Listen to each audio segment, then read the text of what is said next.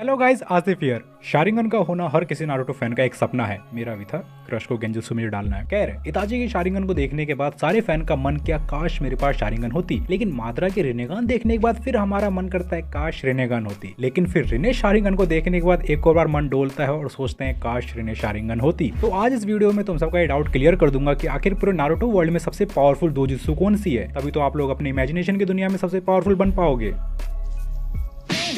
दो जुत्सु बोले तो आई टेक्निक, जिसकी मदद से यूजर को एक फाइट में नेक्स्ट लेवल के फीट्स मिलते हैं, चाहे वो कूल सुसानो को एक्टिवेट करना हो या फिर कभी ना खत्म होने वाली फायर अमातरासु को यूज करना हो। तो बिना किसी देरी के चलो वीडियो की तरफ बढ़ते हैं। तो इस लिस्ट की 10th रैंक पर आती है नारुतो में सबसे पहले इंट्रोड्यूस होने वाली आई ब्याकुगान। और ये आई सिर्फ योगा क्लैन और ओत्सुकी क्लैन के पास ही होती है, जो कि इस आई के साथ ही पैदा होते हैं और प्रोसेस करते हैं जब तक कोई इसे चुरा ना ले। वैसे ये आई उन सबको डीप आईसाइट की पावर देती है, जिसकी मदद से यूजर चीजों के अंदर बहुत गहराई तक देख पाता है, इवन अपने ओपोनेंट के चाक्रा पॉइंट्स को भी डिटेक्ट कर सकता है, जिसकी मदद से यूजर चाक्रा पॉइंट्स को ब्लॉक करके अपने ओपोनेंट की हवा टाइट कर देता है, जिस काम में नेजी बहुत माहिर है। ये आईज वैसे प्योर व्हाइट होती हैं और जब भी एक्टिवेट होती हैं तो इसके अगल बगल की सारी आंखों की नसें तन जाती है, जिसके बाद यूजर कई मीटर तक 360 डिग्री में आगे पीछे देख सकता है। जैसे कि नेजी शुरू में सिर्फ 50 मीटर तक देख पाता था, लेकिन ट्रेनिंग और ज्यादा यूज के बाद वो अपनी इस ब्याकुगान से 800 मीटर तक देख पाता है। मतलब सोच सकते हो अगर वो और ट्रेनिंग करता तो ऑलमोस्ट 1 किलोमीटर देख पाता। वैसे तो पूरे नारुतो वर्ल्ड में माना जाता है कि ये आई यूजर को 360 विजन देती है, पर हमें नारुतो में देखने को मिला है कि ये 360 विजन होने के बाद भी ये तुम्हारे पिछले गर्दन के हिस्से को नहीं देख पाती, जिसकी वजह से हम ये कह सकते हैं कि ये 360 तो नहीं लेकिन 359 डिग्री विजन देता है। ब्याकुगान की सिर्फ यही यूजेस नहीं है, अगर कोई इसे शारिंगन के साथ यूज करे तो वो अगले की फीलिंग तक को पढ़ सकता है और गेंजुत्सु को इतना पावरफुल बना सकता है कि उससे निकलना ऑलमोस्ट इम्पॉसिबल सा हो जाता है, जो कि हमें कागुया के ब्याकुगान में दिखा था। तो अब बढ़ते 9th आई पर, जोगन। वैसे ये आई खुद में एक मिस्ट्री है, जिसकी वजह से अभी तक इसकी ट्रू पोटेंशियल हमें देखने को नहीं मिली है, और अभी शायद बोरुटो में जैसे जैसे वो आगे बढ़ेगा इस आई का इस्तेमाल करते करते तो हमें उसकी और भी नेक्स्ट लेवल की पावर देखने को मिलेगी। और ये आई सिर्फ ओत्सुकी क्लैन वाली प्रोसेस करते हैं और बोला जाता है कि उनके गॉड के पास जो आई है वही है जोगन है। वैसे इस आई की अभी तक ज्यादा पावर तो हमें देखने को नहीं मिली है, बस मेजरली 3 पावर्स देखने को मिली है। फर्स्ट, ब्याकुगान की तरह डीप इनसाइट, साथ ही में अगर किसी बंदे की चाक्रा में फेरबदल होती है, किसी भी नेगेटिव एनर्जी का इनपुट होता है तो ये उसे आराम से डिटेक्ट कर सकता है। और थर्ड पावर ये है कि किसी पोर्टल के खुलने से पहले उसका पता लगा सकता है, जैसे कि हाँ एक फाइट में इसको अपर हैंड तो मिलती है अगर किसी ओत्सुकी से फाइट हो रही है तो, लेकिन अभी के लिए हम इसे ब्याकुगान का अपग्रेडेड वर्जन बोल सकते हैं। बाकी तो अभी जैसे जैसे मांगा आगे बढ़ेगी तो हमें इस आई के बारे में और भी चीजें पता चलेगी, क्योंकि भाई ओत्सुकी गॉड के पास ये आई है तो समझ सकते हो कितनी बैडास आई होने वाली आगे। लेकिन अब 8th नंबर पर जो आई आती है उसका नाम है तेंसेगान। ये आई असल में ब्याकुगान और ओत्सुकी क्लैन के चाक्रा का कॉम्बिनेशन है, जो हमें तोनेरी के पास देखने को मिला था, जो कि बहुत ही पावरफुल आई है, जिसमें कि यूजर फ्लाइंग एबिलिटी के साथ ट्रूथ सीकिंग ऑप्स को कंट्रोल कर पाता है। साथ ही में इस आई की मदद से यूजर इतना पावरफुल हो जाता है कि वो मून को अर्थ से क्रैश करवा सकता है। एंड ये आई यूजर को एक अलग तरह का सेज मोड भी देता है। बाकी इसके अलावा और कुछ खास नहीं बताया गया है, इसलिए इस लिस्ट की 8th नंबर पर है। तो अब इस लिस्ट की 7th रैंक पर आते हैं हम सबका फेवरेट डोजुत्सु, जो कि हर एक नारुतो फैन का एक वक्त पर सपना था। खैर मेरा अभी भी है। हाँ, मैं बात कर रहा हूँ शारिंगन की, जो कि नारुतो में सबसे कॉमन आई है, साथ ही में पूरे नारुतो फ्रेंचाइज की सबसे आइकॉनिक चीज में से एक है। और ये आई की पावर सिर्फ उचिया क्लैन के ट्रू ब्लडेड ही पोजेस कर सकते हैं, लेकिन इसको एक्टिवेट करना खुद में एक चुनौती है, जो कि तभी एक्टिवेट होता है जब यूजर कोई भी बड़ी मेंटल इंस्टेबिलिटी या ट्रॉमा से गुजर रहा हो, जो कि इस आई के एक्टिवेशन को ट्रिगर करती है। लेकिन एक बार एक्टिवेट होने के बाद यूजर इसे कभी भी एक्टिवेट और डीएक्टिवेट कर सकता है, लेकिन इसके बाद भी शारिंगन के और भी फॉर्म्स है, जो कि वीडियो में आगे पता चलेगा। पर बात करते हैं इस नॉर्मल शारिंगन की, तो इसमें भी 3 लेवल्स है, जैसे कि 1 टोमोई,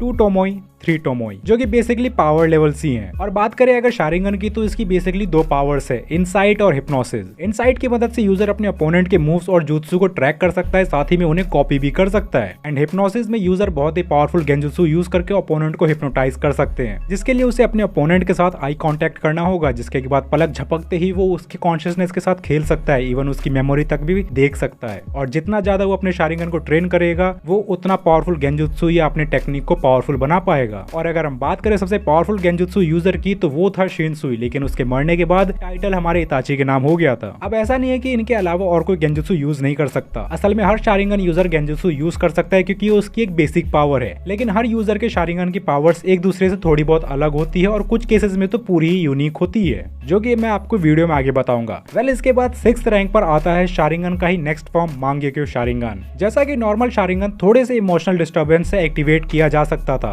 वही मांगेक्यू शारिंगन को एक्टिवेट करने के लिए यूजर को एक बहुत ही बड़ा ट्रॉमा या मेंटल एंड इमोशनल डिस्टर्बेंस से गुजरना पड़ता है। और अगर मैं एक्सप्लेन करूं किस लेवल का ट्रॉमा, तो मानो तुमने अपने किसी खास इंसान को ना चाहते हुए भी खुद के हाथों से मार दिया हो या उसकी मौत तुमने अपने आंखों से देखी हो। इसलिए बहुत कम ही उचिया है जो अपने मांगेक्यू शारिंगन को एक्टिवेट कर पाए, जैसे कि मादरा, शुनसुई, इताची, सासुके, ओबिटो। वेल एक बहुत बड़ा मिथ ये भी है कि इसको एक्टिवेट करने के लिए तुम्हें अपने करीबी को मारना होगा, जैसे कि शुनसुई खुद इताची के हाथों मरा था, जिसके बाद इताची का मांगेक्यू शारिंगन एक्टिवेट होता है और दोनों बहुत ही करीबी दोस्त थे। वेल हर किसी की मांगेक्यू शारिंगन की पावर अलग अलग होती है, जैसे कि इताची अपने मांगेक्यू से अमातरासु को यूज कर सकता है, जो कि इतना पावरफुल फायर एलिमेंट होता है कि उसे रोकना ऑलमोस्ट नामुमकिन है। और ये अमातरासु सिर्फ इताची यूज कर सकता था। जब इताची की आई सासुके ने ले ली थी तब जाके सासुके भी यूज कर पा रहा था। और अगर मैं बताऊं कि अमातरासु कितना पावरफुल है, तो ये अपने सामने आने वाली हर चीज को खत्म कर देता है, जलाते हुए चला जाता है, और ये तब तक जलती रहती है जब तक यूजर उसे खुद ना रोक दे। साथ ही में इसी मांगेक्यू शारिंगन की मदद से इताची सुकुयोमी को भी यूज करता था, जो कि इंटर डायमेंशन गेंजुत्सु है, जो कि ओपोनेंट के टाइम कॉन्सेप्ट को पूरा ऑल्टर कर देता है। और अगर ओपोनेंट का माइंड कमजोर हो तो ये उसे पूरा ट्रॉमाटाइज करके बर्बाद कर देता है। इसीलिए ककाशी को कई दिन लग गए थे इसे रिकवर होने के लिए। और इसी मांगेक्यू शारिंगन से ही ओबिटो अपने कामुई का यूज करता है, जो कि एक inter space dimension teleportation jutsu है, जिसका कि ओबिटो इतना एफिशिएंटली यूज करता है कि ओपोनेंट उसे टच तक नहीं कर पाता। और ये पावर मुझे सबसे यूनिक और मस्त लगी पूरे नारुतो में। साथ ही में मांगेक्यू की एक कॉमन पावर है जिसकी मदद से यूजर इनकम्प्लीट सुसानो को एक्टिवेट कर सकता है, जो कि एक चाकरा से बना ह्यूमनॉइड फॉर्म होता है और बहुत ही पावरफुल होता है। वैसे सुसानो से याद आया, मैंने एक वीडियो बना रखी है जिसमें कि मैंने सारे सुसानो यूजर को उनके पावर के बेसिस पे रैंक किया है,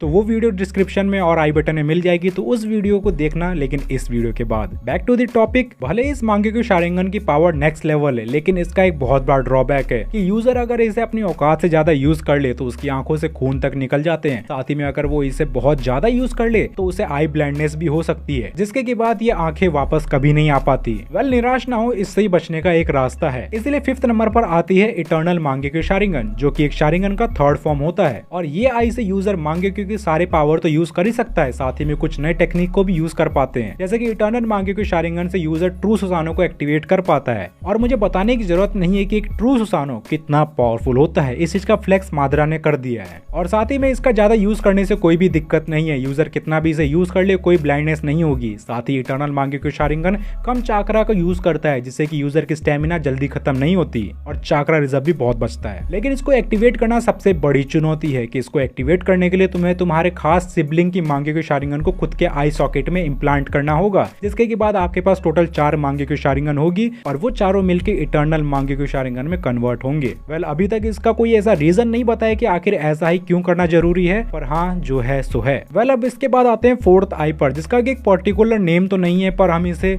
इशिकी दोजुत्सु बोल सकते हैं, बिकॉज ये आई सिर्फ इशिकी के पास ही है। वैसे ये आई की बेसिकली 4 मेजर पावर्स हैं, जैसे कि resizing, teleportation, control of dimension and life form. जैसे कि इशिकी इस दोजुत्सु की मदद से किसी भी चीज को बहुत ज्यादा छोटा, मतलब कि मॉलिक्यूल लेवल्स तक छोटा कर सकता है और साथ में फिर उसे वापस बड़ा कर सकता है। और वहीं पर इसकी दूसरी पावर टेलीपोर्टेशन में वो कहीं भी किसी भी जगह पर बड़े छोटे बॉक्स को टेलीपोर्ट कर सकता है। और इस आई की मदद से वो डायमेंशन तक को भी कंट्रोल कर पाता है, जिसमें कि वो अपने अपोनेंट को ऐसे डायमेंशन में भेज सकता है जहां पर टाइम हमेशा के लिए रुका हुआ रहता है। एंड लास्ट पावर की वो किसी की भी लाइफ फॉर्म को देख सकता है कि उसकी उम्र कितनी है, वो कब मरेगा, उसका क्या चल रहा है, वगैरह वगैरह एक्सेट्रा। और ये पावर ही उसे नारुतो वर्ल्ड का गॉड बनाती है, जिसने कि पूरे सीरीज के सबसे पावरफुल डुओ नारुतो एंड सासुको को पूरा कॉर्नर कर रखा था, जिसके के बाद जानते ही हो नारुतो किसका सैक्रिफाइस देना पड़ा था इसको रोकने के लिए, लेकिन उसके बाद भी वो इशिकी को नहीं रोक पाया था। लेकिन अब बढ़ते हैं इस लिस्ट की 3rd आई पर, रिनेगान, जिसका की मतलब होता है शमशेरा आइज। और अगर हम हिंदुइज्म और बुद्धिज्म के माइथोलॉजी में जाने तो इसका मतलब होता है साइकिल ऑफ रीइंकार्नेशन। और जैसा कि नारुतो के वर्ल्ड में माना जाता है कि जब भी दुनिया में डिसऑर्डर फैलेगा तो कोई हेवन से आएगा जो कि रिनेगान को पोसेस करेगा। अब या तो वो गॉड ऑफ डिस्ट्रक्शन बन सकता है या फिर गॉड ऑफ क्रिएशन। वेल अब तक पूरे सीरीज में 2 ही बंदे थे जिसने कि अपने रिनेगान को एक्टिवेट किया था। सबसे पहला मादरा, जिसके बाद हाशिरामा के ब्लड सेल्स आ गए थे, तो उसके बाद उसने रिनेगान को एक्टिवेट किया था। और सेकंड सासुके, जब उसके पास सेज ऑफ 6 पाथ की पावर आई थी तब उसका रिनेगान एक्टिवेट हुआ था। और ये आई के जितने भी यूजर रहे हैं सब ने इसे बहुत ही यूनिक और अलग अलग अलग वे में यूज की हैं। जैसे कि सासुके इसे ज्यादा टेलीपोर्टेशन में यूज करता है, और बात करें मादरा उचिहा की तो वो इसे लिम्बो में यूज करता है, जिसमें कि वो अपने 4 क्लोन्स को अलग अलग डायमेंशन से यूज कर रहा होता है, जो कि उसे एक फाइट में नेक्स्ट लेवल की फीट्स देती हैं। लेकिन अगर मेरा मानो, और शायद आप लोग भी एग्री करोगे, कि रिनेगान का सबसे एफिशिएंटली और क्रिएटिवली यूज हमारे नागाटो ने किया है, जहां वो रिनेगान की मदद से 6th पाथ को क्रिएट करता है, जिनके के पास डिफरेंट टाइप्स ऑफ एबिलिटीज होती है वे रिनेगान की, और उन सारी बॉडीज को नागाटो चाक्रा रॉड से कंट्रोल करता है। और अगर आप सबको नागाटो के बारे में जाननी है और हिस्ट्री ऑफ अकात्सुकी के बारे में जाननी है, तो हमारे अभिजीत भाई ने एक मस्त डिटेल वीडियो बना रखी है, आप सब वो वीडियो चेकआउट कर सकते हो, लिंक डिस्क्रिप्शन वाले बटन में मिल जाएगा। वेल, अब इसके बाद बढ़ते हैं सेकंड रैंक पर, सेनरिगान। वैसे अगर ये आई किसी ऐसे बंदे के पास हो जो कि फिजिकली बहुत स्ट्रांग और एक शार्प माइंड के साथ हो, तो ये आई को फर्स्ट रैंक पर रखना भी गलत नहीं होगा। लेकिन जैसा कि ये आई अभी ईडा के पास है, जो कि फिजिकली अभी उतना स्ट्रांग नहीं है, लेकिन उसके बाद भी ये आई खुद में इतना ज्यादा डिस्ट्रक्टिव और क्रेजी पावर होल्ड करती है कि लिस्ट में सेकंड रैंक पर है। जहां इस आई की मदद से ईडा किसी की भी पास्ट को फिल्म की तरह देख सकती है बिना किसी बफरिंग, मानो नेटफ्लिक्स खोला, फिल्म क्लिक की, फिल्म स्टार्ट। लेकिन इसका एक लिमिट है कि जब ईडा पैदा हुई थी तो वो तभी तक की पास्ट देख सकती है, उसके जन्म से पहले की नहीं। लेकिन इसकी असली पावर तो ये है कि इस आई की मदद से वो ओमनीपोटेंट का यूज करके रियलिटी को मैनिपुलेट कर सकती है, जो कि बहुत ही डिस्ट्रक्टिव पावर है। लेकिन इस आई की पावर अभी तक हमें इतना ही देखने को मिला है, आगे क्या पता और भी डिस्ट्रक्टिव पावर हो। अब फर्स्ट रैंक की आई पर बढ़ने से पहले मैं कुछ आई को ऑनरेबल मेंशन देना चाहता हूं, जो कि इस लिस्ट में तो नहीं है, लेकिन हाँ वो पावरफुल आईज हैं, जैसे कि योमोइज दोजुत्सु,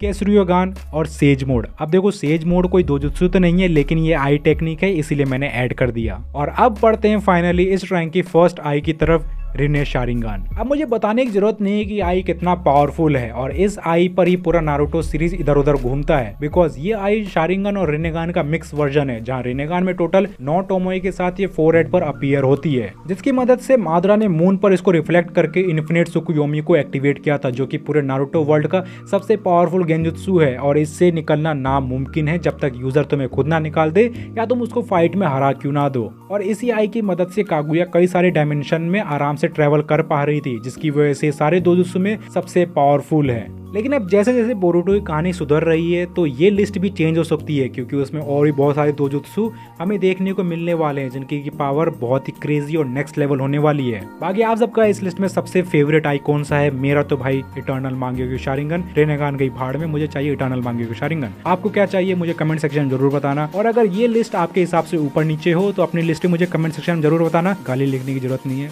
पता है तुम लिख ही दोगे। बाकी वीडियो अच्छी लगी होगी तो वीडियो को लाइक और चैनल को सब्सक्राइब कर देना। मैं आप सबसे मिलूंगा नेक्स्ट वीडियो में, तब तक के लिए एलिगेटर मतलब आरिगातो।